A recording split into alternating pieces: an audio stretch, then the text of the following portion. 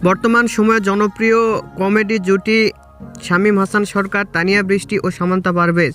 দিন দিন বাংলা নাটকের জনপ্রিয়তা বেড়েই চলেছে। সেই ধারাবাহিকতায় আবারও নতুন নাটক নিয়ে হাজির হয়েছেন জনপ্রিয় এই জুটি।